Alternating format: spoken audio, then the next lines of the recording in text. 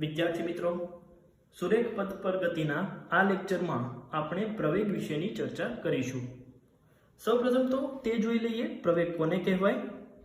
તો વેગના ફેરફાર અને સમયગાળાના ગુણોત્તરને આપેલ સમયગાળા માટે સરેરાશ પ્રવેગ કહે છે. સરેરાશ પ્રવેગને a12 વડે દર્શાવવામાં આવે છે. તેનું સૂત્ર થશે વેગનો ફેરફાર એટલે ડેલ્ટા v ભાગાકારમાં તે માટે લાગેલો સમયગાળો એટલે ડેલ્ટા t. વેગનો ફેરફારને આ રીતે પણ લખી શકાય, અંતિમ વેગ v2 માઇનસ પ્રારંભિક વેગ v1. સમયગાળાના ફેરફારને અંતિમ સમય માઇનસ પ્રારંભિક સમય આ સ્વરૂપે લખી શકાય. પ્રવેગનો SI એકમ મીટર સેકન્ડ માઇનસ 2 છે તથા તેનું પારિમાણિક સૂત્ર m0 L1 t માઇનસ 2 છે. જે રીતે આપણે વેગમાં જોઈ ગયા તેમ વેગ ધન, ઋણ કે શૂન્ય હોઈ શકે છે, તે જ રીતે પ્રવેગ પણ ધન, ઋણ કે શૂન્ય હોઈ શકે છે. પ્રવેગ એ સદિશ રાશિ છે અને તેને દિશા તથા માન બંને હોય છે. જે રીતે આગળના લેક્ચરમાં આપણે તાત્ક્ષણિક વેગને વ્યાખ્યાયિત કર્યો હતો, તે જ રીતે આપણે તાત્ક્ષણિક પ્રવેગને પણ વ્યાખ્યાયિત કરી શકાય. તાત્ક્ષણિક પ્રવેગને આ રીતે લખી શકાય, a બરાબર limit delta t tends to 0 delta v છેદમાં ડેલ્ટા t. ફરીવાર લક્ષનો ઉપયોગ કરેલો છે માટે આ સૂત્રને વિકલન સ્વરૂપે પણ લખી શકાય. આમ તાત્ક્ષણિક પ્રવેગ a બરાબર dv બાય dt, જે એવું દર્શાવે છે કે કોઈ સમયે પદાર્થનો પ્રવેગ એટલે તે સમયે પદાર્થના વેગમાં થતા ફેરફારનો સમય દર. આગળના લેક્ચરમાં આપણે જોઈ ગયા v બરાબર dx બાય dt. તેનું મૂલ્ય અહીં મૂકીએ તો આ સૂત્ર થશે d by dt dx by dt, જેને સંયુક્ત રીતે d2x/dt2 લખી શકાય, જે સ્થાનનો સમય સાથેના ફેરફારનું 2 વાર વિકલન દર્શાવે છે. હવે આપણે જો કોઈ પદાર્થ માટે x વિરુદ્ધ t નો આલેખ આપેલો હોય તો તે આલેખ પરથી પદાર્થનો પ્રવેગ ધન, ઋણ કે શૂન્ય છે તે કઈ રીતે કહી શકીએ તે સમજીએ.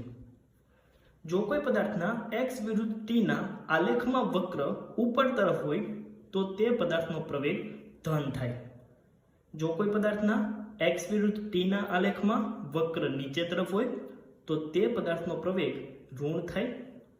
અને જો કોઈ પદાર્થમાં x વિરુદ્ધ t નો આલેખ સુરેખ હોય, જે એવું દર્શાવે છે કે આ પદાર્થ અચળ વેગી ગતિ કરે છે અને અચળ વેગી ગતિ કરતા પદાર્થનો વેગ હંમેશા અચળ હોય માટે તેનો પ્રવેગ શૂન્ય થશે.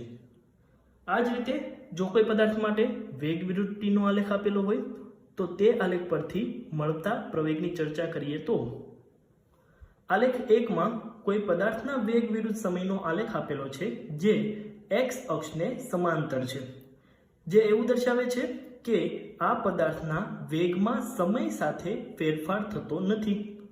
હવે પદાર્થના વેગમાં જો સમય સાથે ફેરફાર ન થતો હોય એનો અર્થ એવો થયો કે પદાર્થનો વેગ અચળ છે અને અચળ વેગનું સમય સાપેક્ષે વિકલન એટલે શૂન્ય. આમ આ પદાર્થનો પ્રવેગ શૂન્ય થાય.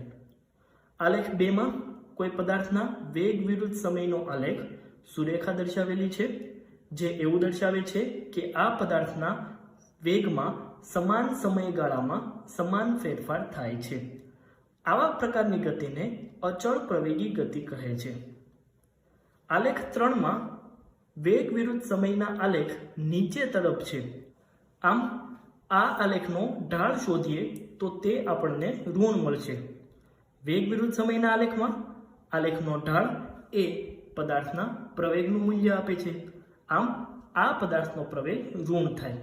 આવા પ્રકારની ગતિને પ્રતિપ્રવેગી ગતિ કહેવાય. ઉદાહરણ તરીકે આપણે કાર લઈને જઈએ છીએ અને કારને રોકવા માટે આપણે બ્રેક લગાવીએ છીએ. હવે આપણે બ્રેક લગાવીશું એટલે સમય સાથે પદાર્થના વેગમાં ઘટાડો થશે. આવી ગતિને પ્રતિપ્રવેગી ગતિ કહે છે. આલેખ 4 માં વક્ર y અક્ષને સમાંતર દર્શાવેલો છે, જે એવું દર્શાવે છે કે કોઈ t સમયે પદાર્થનો વેગ v1 છે, કોઈ t સમયે પદાર્થનો વેગ v2 છે અને કોઈ t સમયે પદાર્થનો વેગ v3 છે. એટલે એક જ સમયે પદાર્થના વેગ અલગ અલગ છે, જે શક્ય નથી.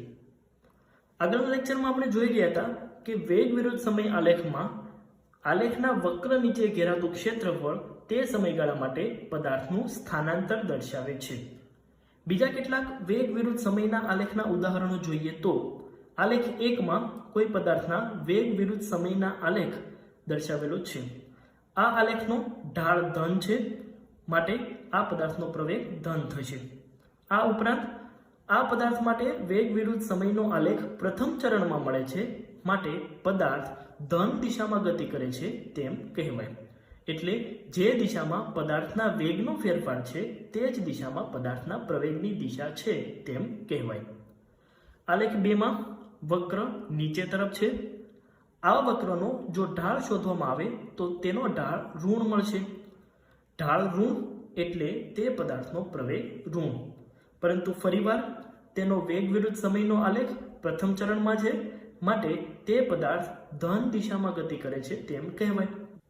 ત્યારબાદ આલેખ નંબર 3 જોઈએ તો આ આલેખમાં વક્ર પરના કોઈ પણ બિંદુ પાસે ઢાળ શોધીએ તો તે ઢાળ ઋણ મળશે, જે એવું દર્શાવે છે કે આ પદાર્થનો પ્રવેગ ઋણ છે. આ ઉપરાંત આ પદાર્થના વેગ વિરુદ્ધ સમયનો આલેખ ચોથા ચરણમાં આપેલો છે, જે એવું દર્શાવે છે કે આ પદાર્થ ઋણ દિશામાં ગતિ કરે છે. આલેખ 4 માં કોઈ પદાર્થ માટે વેગ વિરુદ્ધ સમયનો આલેખ 0 થી t1 સમયગાળા દરમિયાન પ્રથમ ચરણમાં છે તથા t1 થી t2 સમયગાળા દરમિયાન ચોથા ચરણમાં છે, જે એવું દર્શાવે છે કે પદાર્થ ઋણ દિશામાં ગતિ કરે છે. આ ઉપરાંત t1 સમયે પદાર્થનો વેગ 0 હતો. હવે જેમ જેમ તે નીચે તરફ આવતો જશે તેમ ફરીવાર તેના વેગમાં વધારો થતો જશે, પરંતુ ગતિની દિશા બદલાઈ હોવાથી હવે તે વેગને આપણે ઋણ તરફ દર્શાવીશું. વિદ્યાર્થી મિત્રો, જે રીતે વેગ વિરુદ્ધ સમયના આલેખમાં વક્ર વડે ઘેરાયેલું ક્ષેત્રફળ તે સમયગાળામાં પદાર્થનું સ્થાનાંતર દર્શાવે છે, તે જ રીતે પ્રવેગ વિરુદ્ધ સમયના આલેખમાં વક્ર વડે ઘેરાયેલું ક્ષેત્રફળ તે સમયગાળામાં વેગમાં થતો ફેરફાર દર્શાવે છે. ધારો કે કોઈ પદાર્થ માટે પ્રવેગ વિરુદ્ધ સમયનો આલેખ આપેલો છે. આ આલેખના વક્રમાં t1 થી t2 સમયગાળા દરમિયાન આપણે વેગમાં કેટલો ફેરફાર થયો તે શોધવો હોય તો t1 થી t2 સમયગાળા દરમિયાનના વક્રમાં વક્ર વડે ઘેરાયેલું ક્ષેત્રફળ શોધીશું તો તે ક્ષેત્રફળ t1 થી t2 સમયગાળા દરમિયાન વેગમાં થતા ફેરફારનું મૂલ્ય આપશે.